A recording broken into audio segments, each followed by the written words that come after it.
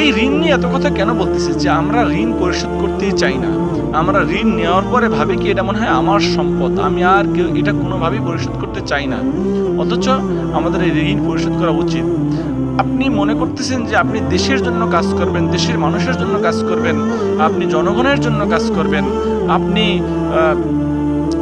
একটা দেশের মডেল হবেন, ভালো মানুষ হবেন, অথচ আপনার ঘাড়ের উপরে বিশাল বিশাল বোঝা, আপনার ঘাড়ের উপরে এমন বোঝা চাপানো আছে, ঋণের বোঝা, 100 কোটি 200 কোটি 500 কোটি যে ঋণের বোঝা আপনার ঘাড়ে চাপানো আছে। তাহলে আপনি কিভাবে মানুষের কল্যাণে কাজ করবেন? আপনি তো মানুষের কল্যাণে কাজ করতে পারবেন না, কারণ আপনার তো ঋণের বোঝাগুলো আপনাকে খালি ধাক্কাচ্ছে। তাহলে আপনার ওই ঋণের বোঝাকে নামাতে হবে, তারপর আপনি মানুষের কল্যাণে কাজ করবেন। তো এই জন্য আমরা ভালো মানুষ হই। প্রথমে আমি ভালো মানুষ হই। আপনি ভালো মানুষ কি না এটা আপনি কিভাবে বুঝবেন? যে ওই ব্যক্তি সর্বোত্তম যে ঋণ পরিশোধ করতে সুন্দরভাবে ঋণ পরিশোধ করে। আপনি যেহেতু ঋণ পরিশোধ করতেছেন না সুন্দরভাবে, তার মানে আপনি ভালো মানুষ তো না। আপনি কি ভালো মানুষ হন, তারপরে আপনি মানুষের কল্যাণে কাজ করার চিন্তা ভাবনা করেন।